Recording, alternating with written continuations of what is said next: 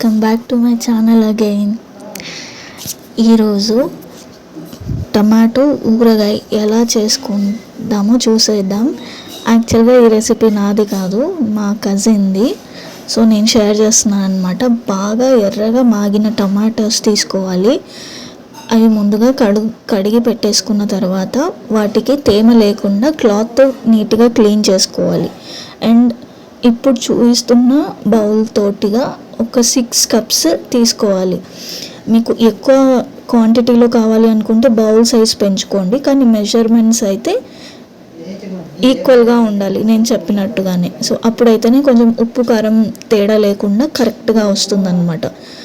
So tomato పీసెస్ని cut చేసుకొని ఇప్పుడు అక్కడ చూపిస్తున్న బౌల్లో 6 కప్స్తో టమాటోస్ తీసుకోవాలి. అండ్ 1 కప్పు బాగా ఉన్న చింతపండు తీసుకోవాలి. ఏదన్నా క్లీన్ చేసి తీసుకున్నా కూడా బెటరే, కానీ చింతపండుకి తేమ లేకుండా చూసుకుంటే చాలా మంచిది. అండ్ తర్వాత మనం తీసుకున్న ఏ బౌల్తో అయితే మెజర్మెంట్స్ తీసుకున్నామో ఆ బౌల్లో 1/2 కప్పు కల్లలుప్పు తీసుకోవాలి.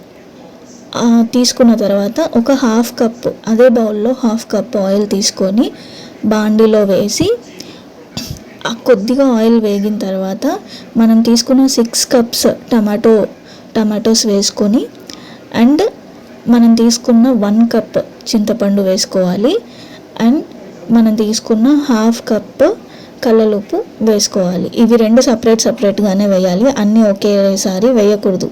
దాని వెనకాల లాజిక్ ఏంటో నాకు తెలియదు, బట్ ఇట్లా వేసుకోవడమే బెటర్ అని చెప్పారు. సో ఇలా వేసుకున్న తర్వాత మనకు సరిపోయేంత ఆ క్వాంటిటీకి సరిపోయేంత పసుపు వేసుకోవాలి. దీనికి డెఫినెట్గా ఏమి కొలత లేదు, బట్ మాకు సరిపోయేంత 1 స్పూన్ వేసుకున్నాం ఇక్కడ మేము, 1 టేబుల్ స్పూన్ అనుకోండి. ఇప్పుడు ఇవన్నీను బాగా కలిసేలా కలుపుకోవాలి. ఒక 2 to 3 minutes బాగా కలిపేసుకోవాలి. ఇలా కలిపేసుకున్న తర్వాత నెమ్మదిగా వాటర్ ఊరడం స్టార్ట్ అవుతుంది అనమాట. ఎందుకంటే సాల్ట్ ఉంది, ఇంకా చింతపండు ఉంది, అండ్ అలాగే టమాటోస్ కూడా ఉన్నాయి కాబట్టి. సో ఇవి నెమ్మదిగా కలిపేసుకొని ఒక 2 to 3 minutes లిడ్ క్లోజ్ చేసి పెట్టేసుకోవాలి.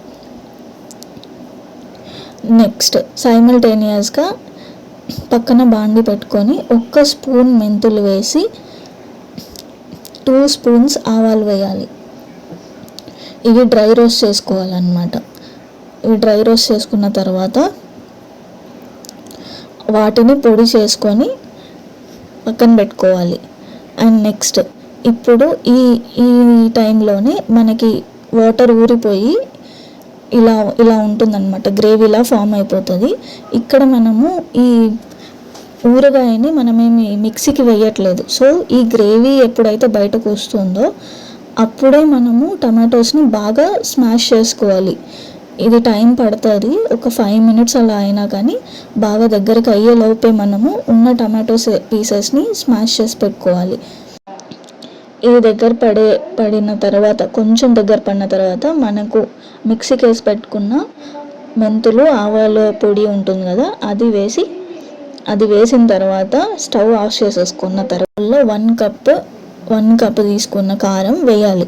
వేసి స్టవ్ ఆఫ్ చేసిన తర్వాతనే ఇవి 2 వేసి కలిపేయాలి. మొత్తం ఆ గ్రేవీను ఇదంతాను బాగా కలిసిపోవాలన్నమాట. అలా కలిపేసుకోవాలి. అలా కలిపేసుకున్న తర్వాత వీటిని పక్కకు పెట్టాలి. ఇది చల్లారనివ్వాలి.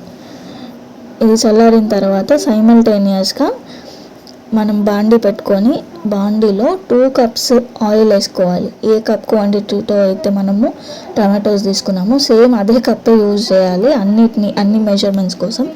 అదే కప్తో 2 కప్స్ ఆయిల్ తీసుకొని ఆయిల్ వేసి బాండీలో ముందు ఫస్ట్గా 1 స్పూన్ మెంతులు వేయాలి. మెంతులు వేసిన తర్వాత 2 స్పూన్లు ఆవాలు, 2 స్పూన్లు జీలకర్ర అండ్ శనగపప్పు 2 స్పూన్లు, మినప్పప్పు 2 స్పూన్లు. ఇవన్నీ వేసాక ఇవన్నీ వేగిన తర్వాత నెక్స్ట్ మనం ఏ కప్తో అయితే టమాటోస్ తీసుకున్నామో అదే కప్ 1/2 కప్తో మనం వెల్లుల్లి తీసుకొని వేయాలి. వెల్లుల్లి కొద్దిగా గోల్డిష్ బ్రౌన్ వచ్చాక కరివేపాకు వేయాలి. అదే కప్ 1 కప్ కరివేపాకు వేసి ఎండుమిర్చి 1/2 కప్ వేసుకోవాలన్నమాట. ఇవన్నీ ఆయిల్లో బాగా ఫ్రై అవ్వనివ్వాలి. ఇక్కడైతే మాడకుండా చూసుకుంటూ ఉండాలి. మాడిపోతే పికిల్ అనేది త్వరగా ఊరగాయ అనేది త్వరగా పాడైపోయే ఛాన్సెస్ ఉన్నాయి. సో అందుకోసం అని చెప్పి మాడకుండానే లో ఫ్లేమ్ లేదా మీడియం ఫ్లేమ్లో పెట్టుకొని ఇదంతా చేసుకోవాలన్నమాట. నెక్స్ట్ తర్వాత అంతా బాగా అయ్యాక మనం అది ఆఫ్ చేసేయాలి. ఇది చల్లారనివ్వాలి. ఇప్పుడు ఇది టమాటో మిశ్రమం ఏదైతే చల్లారిపోయి ఉంటుందో అందులో 1 టేబుల్ స్పూన్ లేదా చిటికెడంత లేదా 1/2 టేబుల్ స్పూన్ ఇంగువ వేసి బాగా కలిపేసుకోవాలి. నెక్స్ట్ ఈలోపు మనకి ఈ తిరగమాత ఏదైతే మనం వేసామో పోపు అది చల్లారిపోయి ఉంటుంది కదా, అది చల్లారిన తర్వాత ఈ మిశ్రమంలో వేసి కలిపేయాలన్నమాట. ఇలాగా ఇవి రెండు చల్లగా ఉన్నప్పుడు మట్టుకే మనం ఇవి రెండు కలిపేయాలి. ముందుగా వేడిగా ఉన్నప్పుడు అయితే కలపకూడదు. అండ్ దేర్ యూ గో, మన టమాటో ఊరగాయ రెడీ అయిపోయింది. ఇప్పుడు తీసేసి పక్కన పెట్టుకోవడమే. చేసిన రోజు అయితే కొద్దిగా కారం ఎక్కువ అనిపిస్తుంది మనకు, బట్ మరుసటి రోజుకి అది సరిపోతుంది. మరుసటి రోజుకి అంత న్యూట్రల్ అయిపోతుంది అనమాట.